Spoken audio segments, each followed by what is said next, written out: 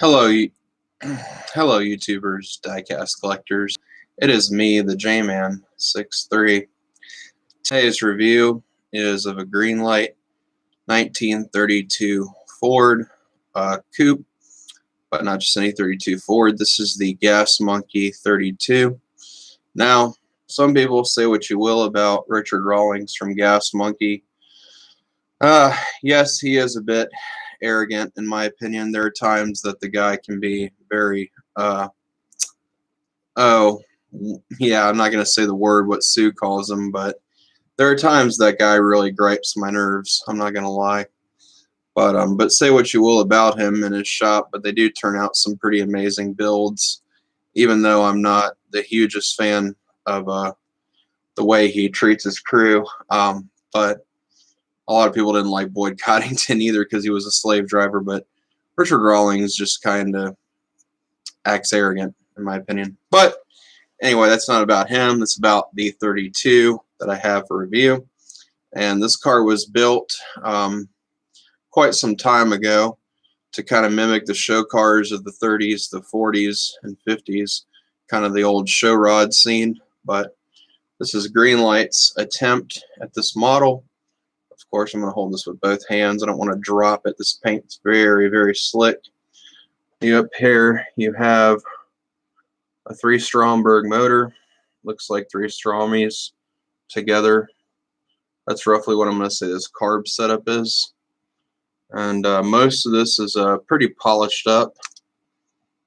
You got some nice fitment in here. I'm going to say this is roughly a, looking at the motor, it says Cadillac on it. I'm not sure what the statistics of this car are. Let me look up the car. Yes. I wish I'd gotten more into the history of this car. Let me see something. Gas Monkey 1932 Ford. Let's see here. Alright, this is it. This is the 32 Custom Coupe. Alright, there are some statistics about this car. Interestingly enough, this car had a hood cowl. There are some inaccuracies on the Greenlight model. It did not have these ram's horn headers. Let me see some imagery of this car, the real life 1-to-1 scale.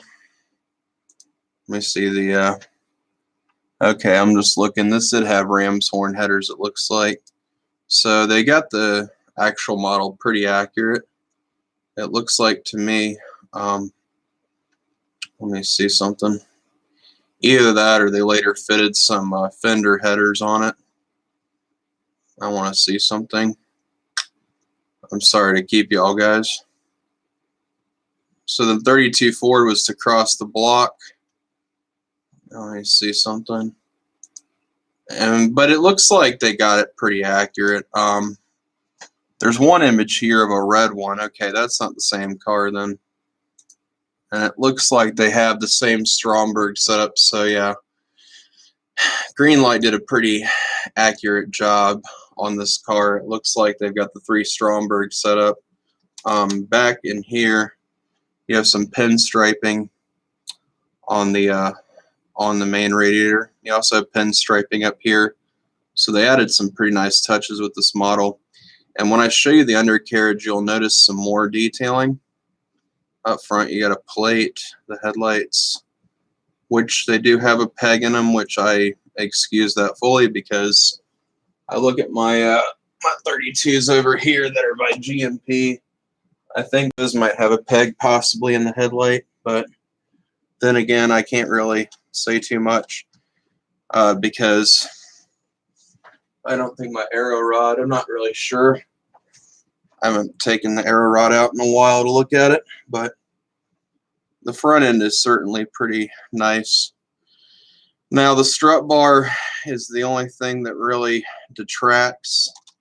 Most of the time the strut bars have holes drilled in them like on the GMPs, but of course if you're spending half the money on this Ford, you can't really get GMP detailing, but GMP and this one are pretty much neck and neck in my opinion. It's a pretty nice representation of this car. despite not having the opening trunk or the rumble seat. I can still excuse not having one opening panel. Out back here you have the pinstriping and the taillights. But this car is pretty darn accurate from a view standpoint, at least for what Greenlight was able to do for the money. Now, if you're lucky, you can get this car for 50, 60 bucks. I wouldn't pay more than $60 for this casting, especially since there's been so many 32s that have been done before. The 32 is a really done car, so if you're going to pay for this, I recommend like 50, 60 bucks as your price point. Now, the doors do open, and of course, there's a very nice tuck and roll interior in here, which almost looks like as if Sue did this, which it's pretty nice on the inside, actually. So they've gotten the 32 dash with the nice gauges in there. And what bugs me is when they don't do a gauge cluster, they at least bother to paint these, it looks like. I'm looking at it from the back. But these are still plain black. They don't have stickers for gauges in them, but still it's not a bad job on Greenlight's part. Of course, again, remember, this is not a GMP. This is not an Acme. Of course, you got the nice roof here, which I'm glad they didn't omit that, and they actually got that correct. So the most of this model is pretty correct, except I don't think there's a chrome differential like in the show. I remember watching them build this car, and the steering works pretty well, although I wouldn't mess with that steering wheel a whole lot, but the steering works pretty well. But it makes a terrible rickety sound when it steers. It's not too bad, but again, this is not a GMP, so do not expect that level of detailing on this model. Now we go to the bottom here, and what you'll notice about the oil pan, if you look really closely, you have to really look at the oil pan. But on the show, they actually pinstripe the bottom.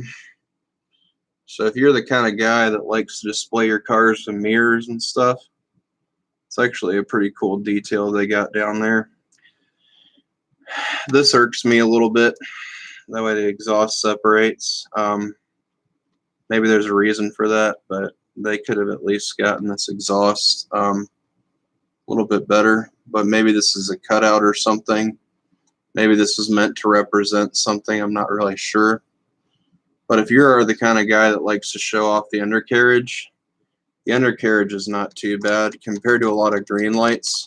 And after you notice something here, which adds a little extra dimension to this car, the rear suspension works. I know the differential on this car was chrome. This drive shaft was chrome.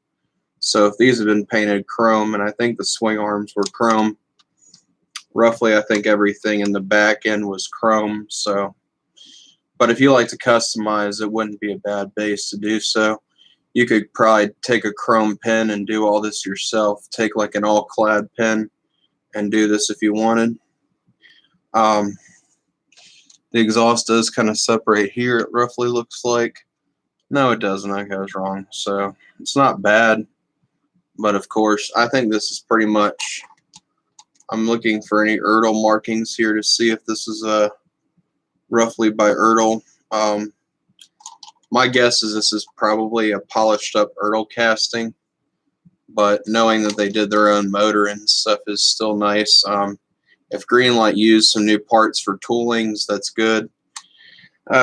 Roughly these wheels, they're either Rocket or some kind of off-brand torque thrust wheel, which is a new casting for them. And I like how they kept the wheels separate to spin like a differential kind of.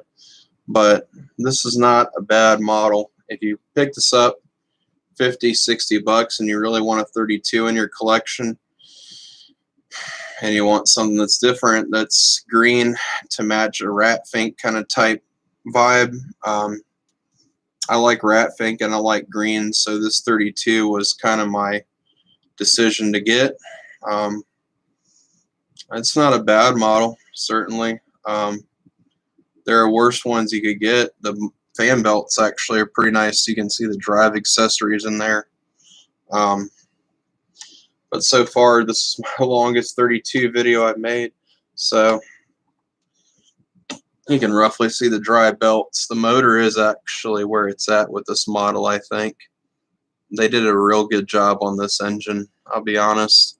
Even they got the white color in there. So all in all, this model, I give it about an 8.5 out of 10. If it didn't, maybe a 9 out of 10, I'm going to say. If it didn't have the separated exhaust at the bottom and they'd at least kept that one solid piece, it's not bad, though, if you really like 32s. I'm going to say what puts this car over the top is the fact that they actually bothered to pinstripe that oil pan. That's a detail that the Greenlight could have missed. Then again, it's neither here nor there. They have it in, and that was on the show. So that's very nice of Greenlight that they included that. And it does look like they did include all the obligatory pinstriping that was painstakingly put on this car, which, you know, if you're going to get a model like this, the pinstriping is kind of where that's at, but the pinstripe decals are a good touch to have on this car, especially the fact that you got it here, you got it here, and I'm kind of looking to see if I miss any pinstripe detailing, but oh, and the fact that you even have it on the tops of the headlights, which is pretty dang cool. I kind of did miss that, but you got pinstriping on top of the headlights, so it doesn't look like Greenlight missed a beat on a lot of this model. So even though it is kind of roughly a polished up 32, this might tempt me to get rid of my other 32 by Hot Wheels. It might, I don't know. The other 32 I have is kind of a classics casting. It's been done a lot, but this is a pretty cool car. However, not sure. Well, the hinges are pretty tight, so if this is a new mold set for Greenlight, they still kept the hinges pretty tight on this. Maybe it's the thicker paint, though, that keeps these dog legs. Now, the hinges, I will say, are kind of crude on this car. You wouldn't expect, like, outside hinges on this. These do have the old school style dog legs, of course. I think the firewall could have gotten a little continued on. Now, like I said, there's a few tiny nitpicks I have with this car, which keeps it from being a full, 10 out of 10, but I'd still give this a 9 for the effort they put into this model. And of course, if you're going to get a, $60 32, which it's hard to find a model for like less than 50 bucks now, but if you can look, if you look on Google Shop, Shopping roughly has this model. Let me see what's all here.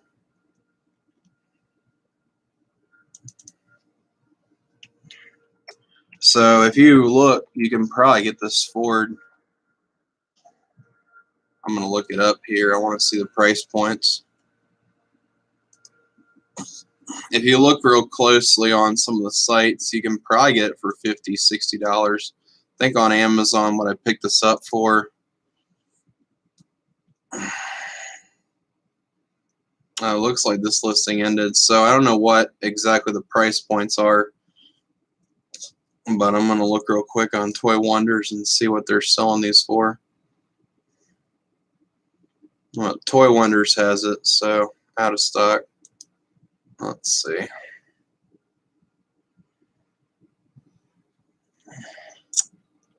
I want to see what eBay has it for. So yeah, if you look closely, you can probably get it for $60. That's what I'm going to say roughly. But if you're looking for a 32 Ford, this one certainly isn't the worst you can do. This certainly isn't one of the best 32s out there. But again, if you're looking for one that's significant to the show,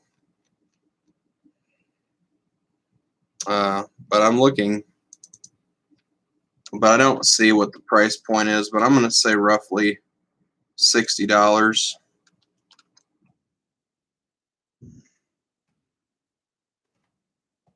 I'm looking at the 1932 Ford here, and I don't see a price point. I guess if I look at 32, but yeah, I don't see a price point roughly. But I guess if you look up 32 Ford, it'll show it. seeing a price point. So I guess to roughly start at $50 to pick this model up wouldn't be too bad. Depending on what price you want to pay for it. Of course, the Gas Monkey Corvette and some of the Gas Monkey cars like the Hypo Hauler are going for a lot now. The Gas Monkey garage is shutting down. And they are shutting down Gas Monkey from what I understand, but I'm just kind of looking to see what the price point on this is, and I don't see anything. I have to check out Amazon. I have to sign in. So, alright guys, well, just I would feel comfortable probably paying $50 or $60 for this. I wouldn't say any more. Of course, this is going to go back on my shelf back there where it normally goes, but that's my thoughts on this car. This review is around 15 minutes, so remember to check out the J-Man 63 for more videos. I'll let you guys go. Bye-bye.